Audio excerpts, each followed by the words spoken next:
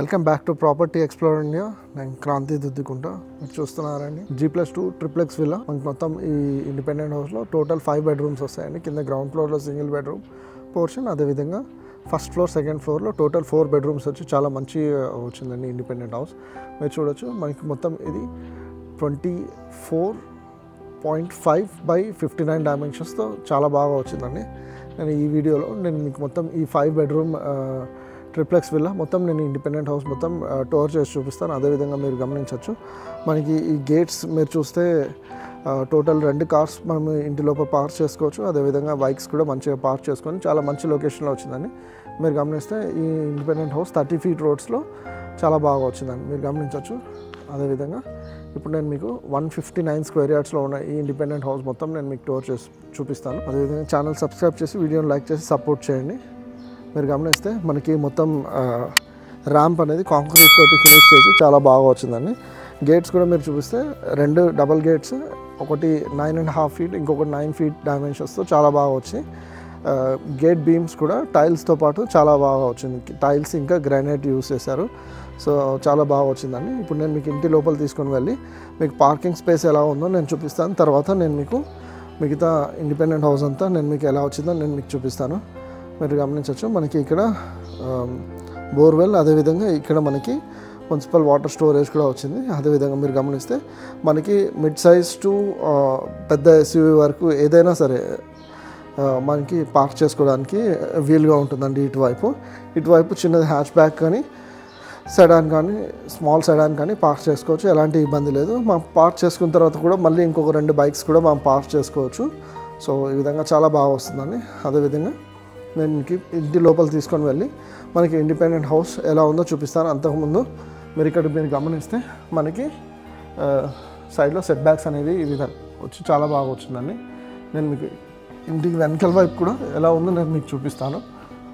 So మీరు గమనించవచ్చు మనకి ఇంటికి వెనకాల వైపు కూడా వెస్ట్ సైడ్ మనకు ఆల్మోస్ట్ ఒక 1.5 ఫీట్కి ఎక్కువ స్పేస్ అయితే వచ్చిందండి.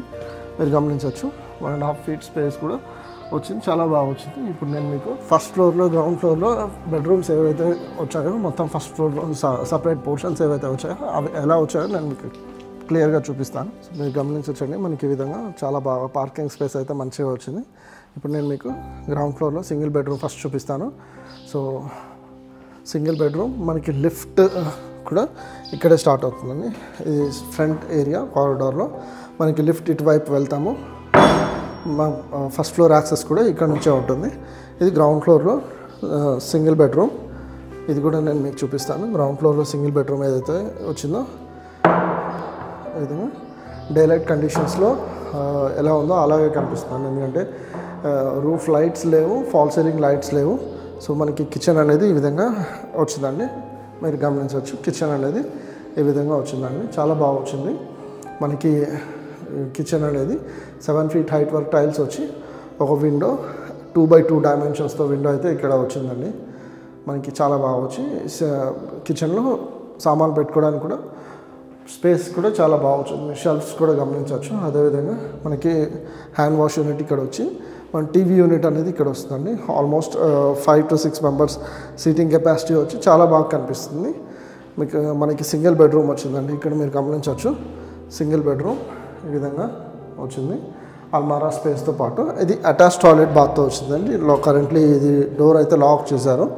సో నేను ఇప్పుడు మీకు ఫస్ట్ ఫ్లోర్లో సెకండ్ ఫ్లోర్లో బెడ్రూమ్స్ ఏవైతే వచ్చాయో నేను అది మీకు చూపిస్తాను. అంతకంటే ముందు మీరు గమనించవచ్చు మనకి 4x4 డైమెన్షన్స్తో విండోస్ 2 వచ్చాయి. ఒకటి ఇది 3.5 feet/4, ఇది కూడా సేమ్ అలాగే 3.5 feet/4 డైమెన్షన్స్తో వచ్చిందండి 2. సో ఇప్పుడు నేను మీకు ఈ 2 నేను మీకు చూపించాను. మనకి మళ్ళీ ఇక్కడ నుంచి ఫస్ట్ ఫ్లోర్లో సెకండ్ ఫ్లోర్లో నేను మీకు 4 బెడ్రూమ్స్ ఏవైతే వచ్చాయో అవి కూడా నేను మీకు చూపిస్తాను. సో ఒకసారి మళ్ళీ పార్కింగ్ స్పేస్ చూడండి, సో ఎలా వచ్చిందో మీరు గమనించవచ్చు. సో ఇప్పుడు నేను మీకు ఫస్ట్ ఫ్లోర్లో మనకి కిచెన్ ఇంకొక బెడ్రూమ్ కూడా వచ్చిందండి, చాలా బాగా వచ్చింది. అదేవిధంగా ఎవ్రీ బెడ్రూమ్లో అటాచ్ టాయిలెట్ బాత్తో ఉంది. కానీ మనకి సెకండ్ ఫ్లోర్లో ఒక బెడ్రూమ్కి కామన్ టాయిలెట్ ఇచ్చారండి. సో మనకి ఈ ఫస్ట్ ఫ్లోర్ ఏరియా అనేది ఈ విధంగా కనిపిస్తుందండి. వ్యూ అనేది ఈ విధంగా వస్తుంది.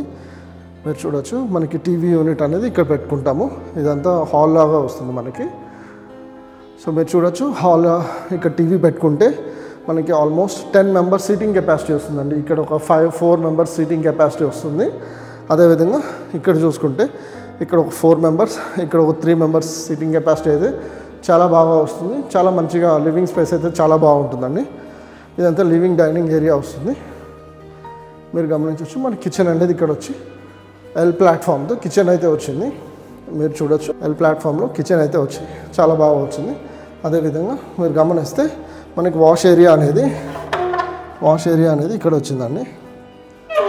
సో వాష్ ఏరియా అనేది మనకి ఇక్కడ వచ్చింది. అదేవిధంగా మీరు గమనిస్తే మనకి కిచెన్ రూమ్లో మీకు 7 feet హైట్ వరకు టైల్స్ వచ్చి మనకి ఒకటి 3x3 డైమెన్షన్స్తో విండో కూడా వచ్చిందండి. అదేవిధంగా షెల్ఫ్స్ కూడా మీరు గమనిస్తే ఈ విధంగా చాలా బాగా వచ్చింది.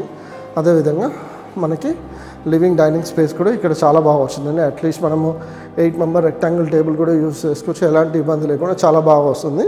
లివింగ్ ఏరియా కూడా మీరు గమనిస్తే హాల్ కూడా టీవీ యూనిట్ స్పేస్లో కూడా చాలా బాగా వచ్చిందండి.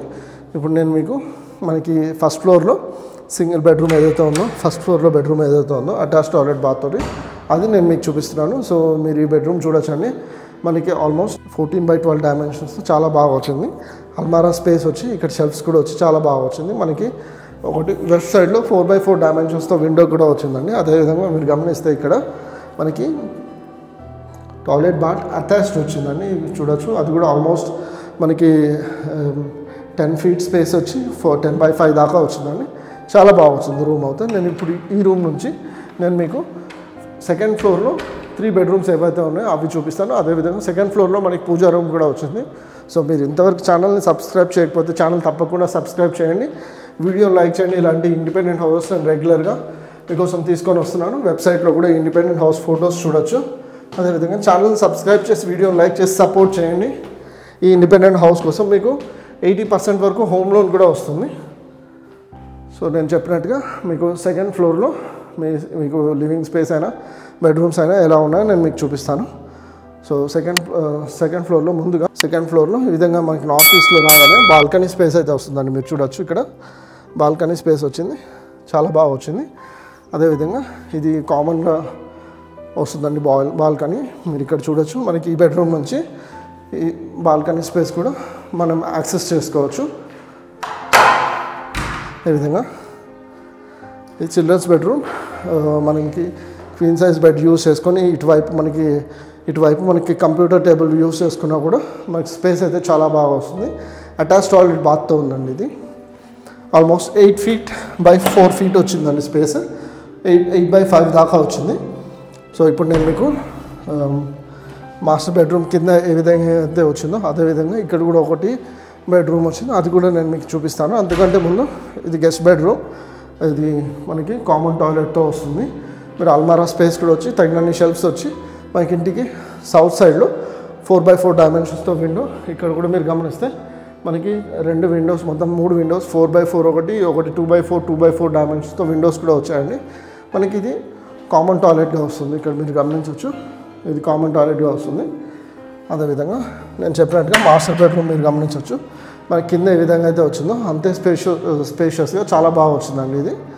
సో ఇది కూడా సేమ్ 12x14 డైమెన్షన్స్తో మనకి ఇంటికి వెస్ట్ సైడ్లో 4x4 డైమెన్షన్స్తో విండో. అదేవిధంగా ఇక్కడ మీరు గమనిస్తే మనకి టాయిలెట్ బాత్ అనేది ఈ విధంగా వచ్చిందండి.